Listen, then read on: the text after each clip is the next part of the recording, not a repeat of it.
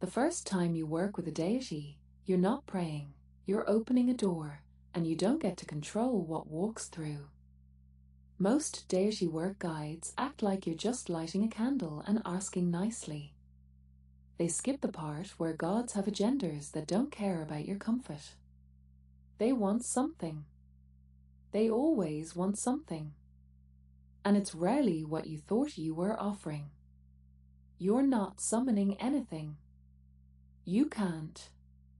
You're getting their attention, and attention from something that old, that powerful, changes you whether you're ready or not. It reorganizes you from the inside. Your priorities shift. Relationships that were fine last month suddenly feel intolerable. The job you tolerated becomes unbearable. You didn't ask for that part, but it comes anyway. The stakes aren't, will my spell work? The stakes are, am I prepared for my life to reorganize itself around what this deity represents? Because that's what happens. You call on a god of truth, your comfortable lies start crumbling. You work with a goddess of sovereignty, suddenly you can't tolerate being small anymore. Ancient practitioners knew this. That's why initiation rites existed. Why you didn't just walk into a temple and start making demands. There were steps. Preparation. Tests. You had to prove you could handle what you were asking for. Modern witchcraft flattened all of that into manifestation culture. It made deity work sound like vision boarding with incense. And that's why so many people get in over their heads. They thought they were asking for help. They didn't realize they were signing up for transformation. Here's what nobody tells you. They don't want your crystals. They don't want your poetry. They don't care about your altar aesthetic or how perfectly you pronounce their names. What they want is your attention, your consistency, your willingness to embody what they actually represent. A war god doesn't want you to burn incense and then avoid conflict in every corner of your life. They want you to stop betraying yourself, to show up with spine, to stop collapsing when it matters. That's the offering, not the incense. The incense is just the reminder that you're supposed to be becoming something. A love goddess doesn't care about your rose quartz collection. She cares whether you're brave enough to be seen, to stop performing safety and actually feel something, to risk looking foolish because connection matters more than control. The offering isn't the object you place on the altar. It's the time, the focus, the act of prioritizing a relationship with forces bigger than your ego. This is why ancient cult practice was daily, physical, embedded in the rhythms of life. Because the gods aren't a side quest you pick up when you're feeling spiritual. They're a restructuring. They change how you move through the world. And if you're not willing to let that happen, if you just want the aesthetic, the myth, the vibe, you're not working with deities. You're collecting them. And they know the difference. Start by learning their mythology. Not because gods need you to know their stories, but because those stories show you what they value and how they move. You wouldn't ask someone on a date without knowing their name. Same energy. Read the myths. Notice what pisses them off. Notice what they protect. That's your roadmap. Don't ask for things in your first interaction. You wouldn't walk up to someone at a party and immediately ask them to help you move, right? Introduce yourself. Show up consistently. Build relationship before you build requests. The gods aren't vending machines. They're beings with preferences, boundaries, and honestly, better things to do than grant wishes to strangers.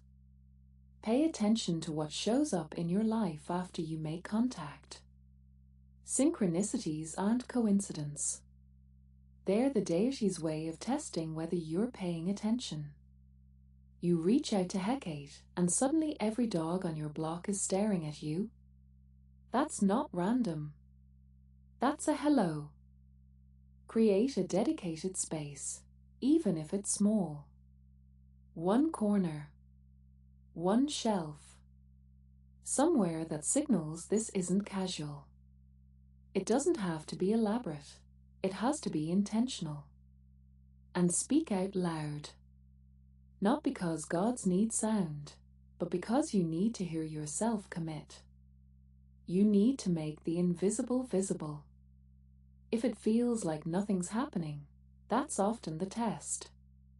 Can you show up without immediate reward? Without validation? Because that's what relationship is, presence without proof. The gods aren't performing for you. They're watching to see if you'll stay. Here's the thing nobody wants to say out loud. Sometimes you call on the wrong deity for completely the wrong reasons. You want Aphrodite to fix your self-worth. You want Loki to handle the consequences you're not ready to face. You want someone divine to do the work you're supposed to be doing yourself. And when that happens, the deity will either ignore you entirely, which is actually the mercy option, or they'll give you exactly what you asked for in a way that teaches you why you shouldn't have asked. Deity work accelerates your life. It surfaces everything you've been avoiding. It pulls up every place you've been lying to yourself and puts it directly in your path.